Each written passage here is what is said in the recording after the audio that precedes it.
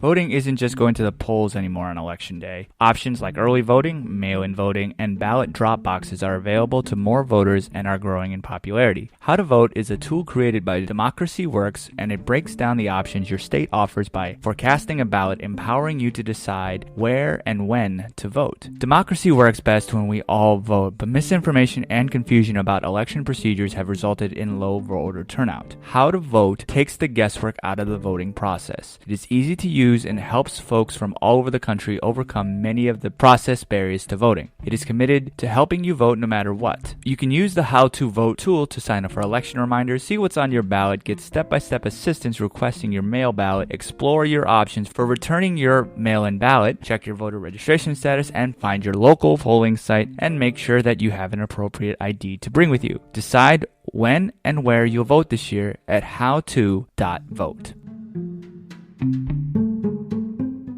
Hello and welcome to the formal review. Today, we will be looking at the 2018 film, The Death of Superman. Now sit back, relax, and enjoy the review. Hello everybody, welcome back to episode 15 of the formal review. And I thank you guys for tuning in once again. Today, we're going to be looking again into another DC animated film. Now, if you didn't listen to Suicide Squad Hell to Pay review that I just did, I am a big DC fan. I really loved watching the animated shows as a kid, and I've liked a lot of their films. As with all my reviews, there may be some spoilers, but I'm going to try to do my best to keep them vague. And I do always say that please go watch the film before you hear what I have to say about it, so you understand everything that I'm talking about. But if you really don't care about that, you can just keep listening. The Death of Superman is obviously an animated superhero film, and it's based on the DC comic book storyline of the same name. It chronicles the battle between Superman and Doomsday, and it's the 32nd installment in the DC Universe animated original movies. And it is the 11th film in the DC animated movie universe. And it stars the voice cast of Jerry O'Connell, Ramjin, I'm probably butchering that as well, Rainn Wilson, Rosario Dawson, Nathan Fillion, Christopher Gorham, Matt Lanter, Shamar Moore, Jason O'Mara, Rocky Carroll, and Patrick Fabian. If you've read The Death of Superman, the comic book series, like I have, you know what the story is here. Because this film follows that pretty much to a T. So I'm not going to go into too much of the plot. Aside from, this film takes place mostly in Metropolis, and Superman is slowly getting into his idea of becoming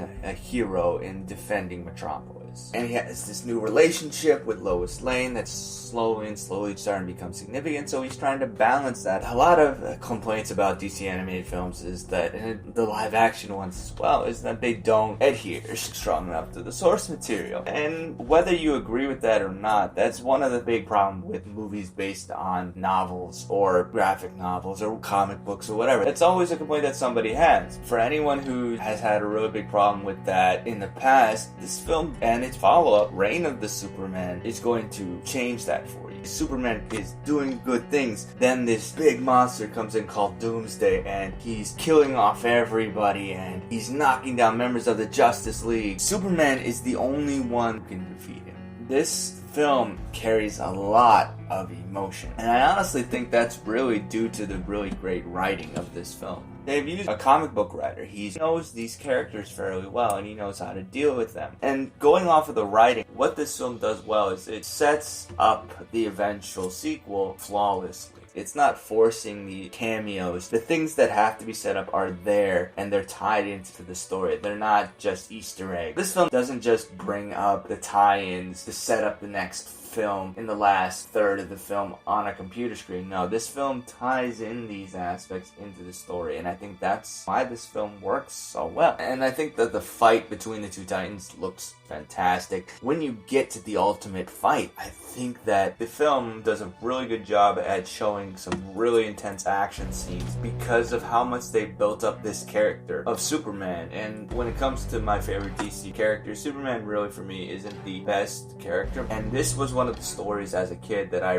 really loved because of the emotion that it had. When it came to the local library, I was able to pick up a copy of this and read it, and I was invested. When the eventual thing happened, it was heartbreaking. I remember feeling sorry for this character because he gave his life for all of these people. Although it deals with these serious topics, I think it does add some humor into it, and it creates these characters that not only are they known for their superhero aspects, but also they have human lives. And relatively speaking, the same for Superman because he's not specifically human.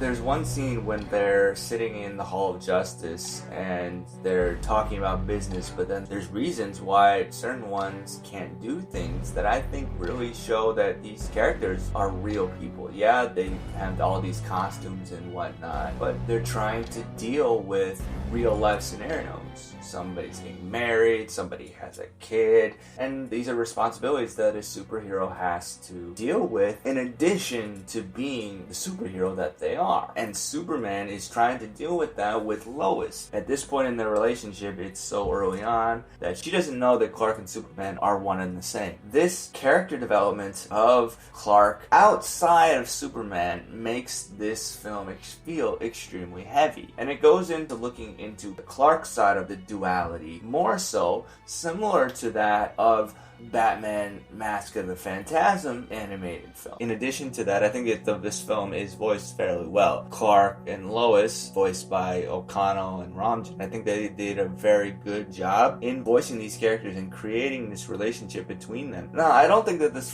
film is completely flawless. The Doomsday character, there really wasn't much given to him. He was a simple villain in that came down to destroy a planet. There's a one-liner in there that gives his backstory, and then that's it. You don't really know who he is. The film isn't focusing on the villain, it's focusing on who Clark and Superman are. But that takes away from the overall strength story. He honestly is just there to destroy everything, and I think that works for what they're trying to do with this story. But there's more backstory to him that most comic book people will know, but there's not much given to him here in this film. And in regard to Superman's main human adversary, Lex Luthor, who's voiced by Rainn Wilson, some people really liked his take on Lex Luthor. Now, my problem was that I could not hear anyone but Dwight Schrute voicing this character, and that kind of took it away from me. But I do think that he does a decent job having this snark toward Superman, and you kind of get who Lex Luthor is. He's not the best, but I do think for me personally, the reason is because it was Rainn Wilson voicing him. But from a character standpoint, I think Lex was a decent character.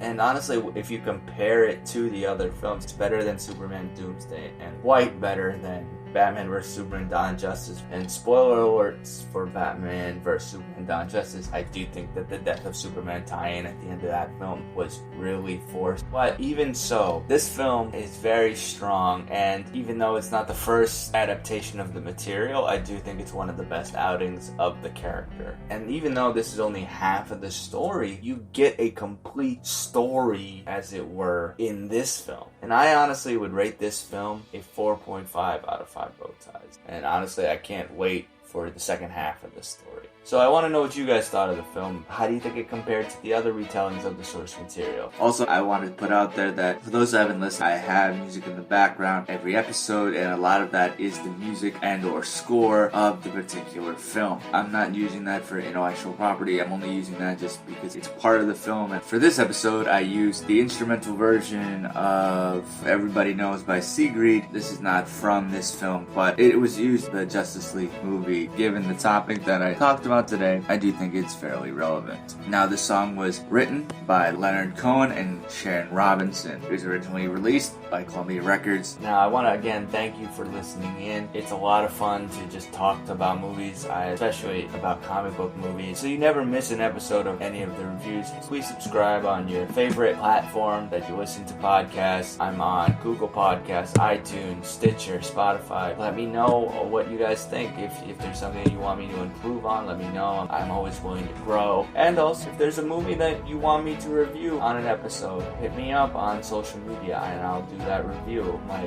URL is all the same on Facebook, Instagram, Twitter. It's at The Formal Review. You can also check out Box Office Buzz for up-to-date movie news and also for some retrospective reviews that I write. But again, thank you for tuning in, and until next time, I'll see you at the movies. Take care, everyone.